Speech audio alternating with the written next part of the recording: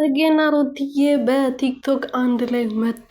እንግዲህ ጠፍቻለሁ አውቃለሁ፣ ይቅርታ አድርጉልኝ። በዩቱብም በቲክቶክም ጠፍቻለሁ እና አሁን መጥቼላችኋለሁ የኔ ውድ ፋሚሊዎች ብላ እንግዲህ ጽጌ ማለት ነው ቪዲዮ ለቃ ነበር እና ከዚህ በፊት ብዙዎቻችን ከሩትዬ ጋር እንዲመጡ ብዙዎቻችን ስንል ነበረ።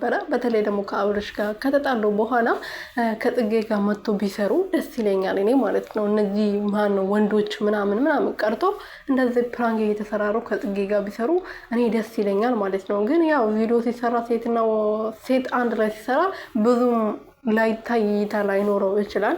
ግን የሆነ ጊዜ ጽጌና ሩትዬ አንድ ላይ መጥቶ በጣም ጥሩ እይታ ምናምን ደስ ብሎን ነበረ እና አሁንም እንደዛ ቢመጡ እኔ ደስ ይለኛል። ዳኒና ጽጌ ከተገናኙ በጣም ቆይተዋል።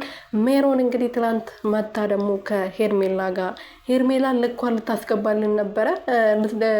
ገላጋይ ማላቸው ባይኖር ኖሮ ሄርሜላ በደንብ አድርጋ አፍር ታስበላልን ነበር ማለት ነው። ሜሪዬ ትላንት አብርሽ በማላቸው ባይኖር እኔ ደስ ይለኝ ነበር። አንዴ በጥፊ ብታጋጫት ደግሞ እንደዛ አልግጣ እንደዛ ስቃ ባትሄድ አንዴ ጥፊ ብትቀምስ ደስ ይለኝ ነበር። የምሬ ነው። ሰላም ቤተሰቦቼ እንዴት ናችሁልኝ?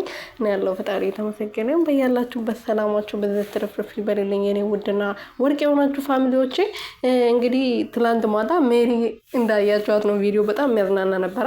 አብርሽና ሄርሜላ ሜሪ ላይ ሙድ ሲይዙባት ነበር ምናምን። ሄርሜላን በጥፊ ብታጋጫት እኔ ደስ ባለኝ ነበር። ግን ምንም ሳትነካት ነበር የሄደችው ከዛ ጋር ስስቁላ ማለት ነው። ሙድ ስትይዝባት ውላ ማለት ነው። እና ሜሪ እንደዚህ በቀላሉ ዝም ልትላት አይገባም።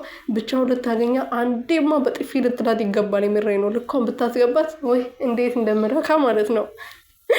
እና ያው አብርሃም በቀልድ ነበር ሲይዝ የነበረው ነገሮችን። ሜሮን ግን በጣም ከምሯ ነበር የተናደረችው። በተለይ ደግሞ ሄርሜላ እንዴት ሳያረጋት እንደነበረ እንዴ ሙድ ስትይዝ እንደነበረ። በቅርቡ ደግሞ እንግዲህ የሆነ ነገር አለ ብሏል። ልጋቡ አስበዋል መሰለኝ። ቤተሰቦች ይጋቡ ቢያንስ ያው ተጋብቶ አንዳችን የኛ እውነት ነው ድራማ አይደለም ብለን እንመን እንዴ። የምሬን ነው።